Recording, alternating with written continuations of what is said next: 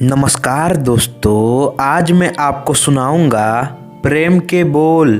एक गांव में एक मजदूर रहा करता था जिसका नाम हरिराम था। उसके परिवार में कोई नहीं था। दिन भर अकेला मेहनत में लगा रहता था। दिल का बहुत ही दयालु और कर्मों का भी बहुत अच्छा था। मजदूर था, इसलिए उसे उसका भोजन उसे मजदूरी के बाद ही मिलता था। आगे पीछे कोई ना था, इसलिए वो इस आजीविका से संतुष्ट था। एक बार उसे एक छोटा सा बछड़ा मिल गया। उसने खुशी से उसे पाल लिया। उसने सोचा आज तक वो अकेला था, अब वो इस बछड़े को अपने बेटे के जैसे पालेगा।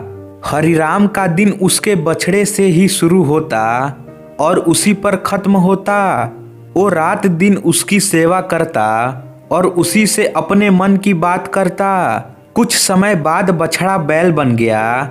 उसकी जो सेवा हरिराम ने की थी, उससे वो बहुत ही सुंदर और बलशाली बन गया था। गांव के सभी लोग हरिराम के बैल की ही बातें किया करते थे। किसानों के गांव में बैल की भरमार थी, पर हरिराम का बैल उन सब से अलग था। दूर दूर से लोग उसे देखने आते थे। हर कोई हरिराम के बैल के बारे में बातें कर रहा था। हरिराम भी अपने बैल से एक छोटे बेटे की तरह ही प्यार करता था। भले खुद भूखा सो जाए, लेकिन उसे हमेशा भरपेट खिलाता था। एक दिन हरिराम के स्वप्न में शिव का नंदी बैल आया। उसने उससे कहा कि हरिराम, तुम एक निस्वार्थ सेवक हो। तुमने खुद की तकलीफ को छोड़कर अपने बैल की सेवा की है, इसलिए मैं तुम्हारे बैल को बोलने की शक्ति देता हूँ। इतना सुनते ही हरिराम जाग गया और अपने बैल के पास गया। उसने बैल को सहलाया और मुस्कुराया कि भला एक बैल बोल कैसे सकता है। तभी अचानक आवाज आई, बाबा, आपने मेरा ध्यान एक पुत्र की तरह रखा है। मैं आपका आभारी हूँ और आपके लिए कुछ करना चाहता हूँ। यह सुनकर हरिराम घबरा गया। उसने खुद को संभाला और तुरंत ही बैल को गले लगाया। उसी समय से वह अपने बैल को नंदी कहकर पुकारने लगा। दिन भर काम करके आता और नंदी से बातें करता। गरीबी की मार बहुत थी। नंदी को तो हरिराम भर पेट देता था, लेकिन खुद भूखा सो जाता था। यह बात नंदी को अच्छी नहीं लगी। उसने हरिराम से कहा कि वो नगर के सेठ के पास जाए और शर्त रखे कि उसका बैल नंदी 100 गाड़ी खींच सकता है और शर्त के रूप में सेठ से 1000 मुहरे ले लेना। हरिराम ने कहा, नंदी, तू पागल हो गया है। भला कोई बैल इतना भार वजन कर भी सकता है। मैं अपने जीवन से खुश हूँ, मुझे यह नहीं करना। लेकिन नंदी के बार बार आग्रह करने पर हरिराम को उसकी बात माननी पड़ी। एक दिन डरते डरते हरिराम सेठ दीनदयाल के घर पहुंचा। दीनदयाल ने उससे आने का कारण पूछा।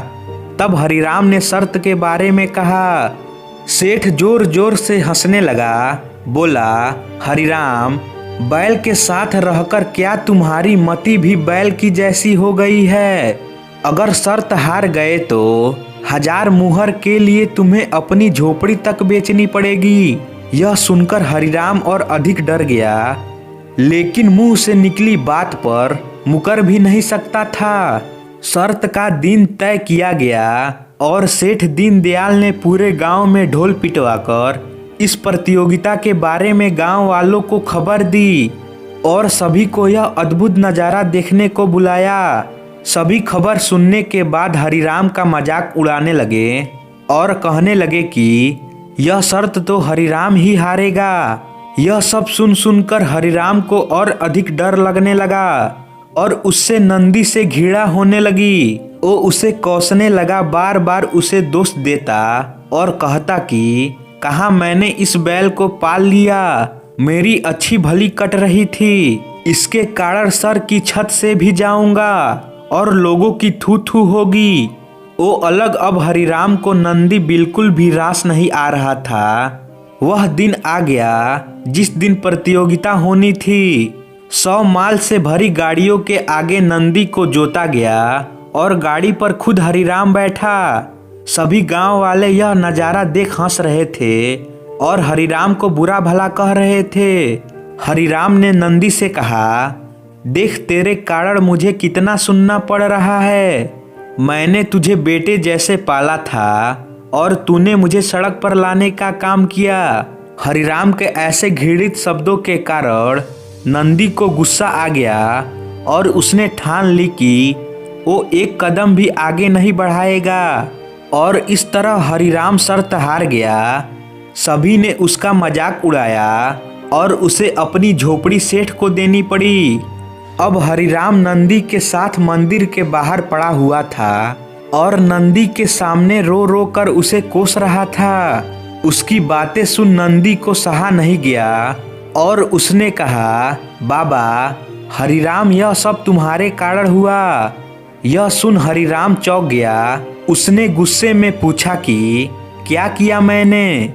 तुमने भांग खा रखी है क्या? तब नंदी ने कहा कि तुम्हारे प्रेम के बोल के कारण ही भगवान ने मुझे बोलने की शक्ति दी और मैंने तुम्हारे लिए यह सब करने की सोची, लेकिन तुम उल्टा मुझे ही कोसने लगे और मुझे बुरा भला कहने लगे।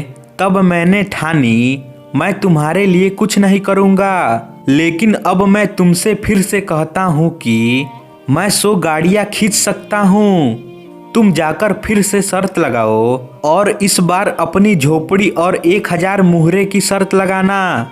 हरिराम वही करता है और फिर से शर्त के अनुसार 100 गाड़ियाँ तैयार कर उस पर नंदी को जोता जाता है और फिर से उस पर हरिराम बैठता है और प्यार से सहलाकर उसे गाड़ियाँ खींचने कहता है और इस बार नंदी यह कर दिखाता है जिसे देख सब स्तब्ध रह जाते हैं और हरिराम शर्त जीत जाता है। सेठ दीनदयाल उसे उसकी झोपड़ी और 1000 मुहरे देता है। कहानी से सीख। प्रेम के बोल कहानी से यही शिक्षा मिलती है कि जीवन में प्रेम से ही किसी को जीता जा सकता है। कहते हैं प्रेम के सामने ईश्वर भी झुक जाता है, इसलिए सभी को प्रेम के बोल ही बोलना चाहिए। तो दोस्तों, आशा करता हूँ यह कहानी आपको अच्छी लगी होगी, तो इसे लाइक करें और हमारे चैनल को सब्सक्राइब करें। धन्यवाद।